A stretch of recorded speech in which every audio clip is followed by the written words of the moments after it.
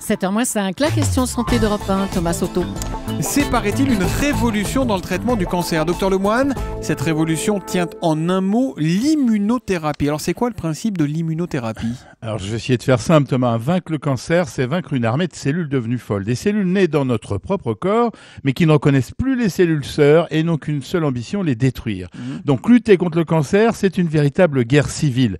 L'immunothérapie agit comme notre immunité naturelle, elle sait reconnaître l'agresseur extérieur, mais dans le cas du cancer, cet agresseur fait partie de la famille et nos défenses sont perturbées. Alors l'immunothérapie, c'est un missile qui, une fois injecté, n'a qu'un objectif, repérer un type de cellules bien précis et les détruire en ignorant totalement les autres cellules. Si on devait résumer, Thomas, c'est booster de façon extrêmement précise nos mécanismes de défense naturelle qui là sont débordés. D'accord. Bon, mais l'idée, c'est de booster nos défenses, de nous offrir un super bouclier. Mais en est-on au stade des recherches, docteur, de la théorie, des expériences sur les souris ou vraiment à la veille des premiers traitements ?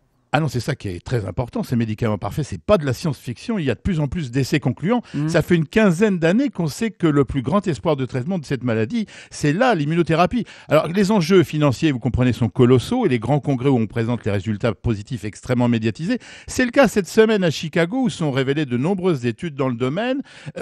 C'est pour cela qu'on en parle brusquement, mais on dira que c'est plutôt une confirmation pratique dans plusieurs cancers. Ça va concerner précisément quel type de cancer, Jean-François ? La plupart, le sein a été le premier, les cancers du sang et de la peau ont suivi. Maintenant, intestin, poumon et prostate, si on en croit les résultats publiés à Chicago. Mais attention, ça ne concerne dans chaque cancer que certaines formes que l'on a bien identifiées. Par exemple, dans le cancer du sein, certaines formes familiales. D'accord. Mais quelle différence avec la façon de traiter les cancers aujourd'hui alors ? Alors, même s'ils ont fait des progrès, les médicaments traditionnels de chimiothérapie ne savent pas parfaitement reconnaître les cellules cancéreuses. Ils ont tendance à détruire plus largement et de façon aveugle. C'est pour cela qu'ils sont souvent mal supportés et ont des effets secondaires très limités. Mais alors, l'immunothérapie évitera d'avoir recours à la chimio, c'est à la place d'eux ou en plus d'eux, docteur ? Non, Thomas, l'immunothérapie, c'est une forme de chimiothérapie puisque c'est un médicament. On dira que c'est la chimiothérapie intelligente car le médicament est conçu à partir des caractéristiques de l'agresseur. Et est-ce que ça permettra des guérisons plus rapides alors ? Non seulement plus rapides, mais des vraies guérisons avec moindre chute et des traitements plus faciles à supporter. Docteur, vous le disiez, c'est onéreux, c'est un traitement qui va vraiment coûter cher ou qui est appelé à se démocratiser rapidement ?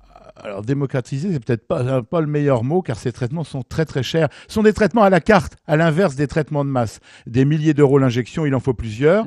Mais avec l'immunothérapie, l'espoir de victoire a enfin réellement changé de camp. Cela dit, les cancérologues ne sont pas des économistes, c'est pas leur rôle. Évidemment, la question santé d'Europe 1, c'est tous les matins à 7h-5. À demain matin, Jean-François.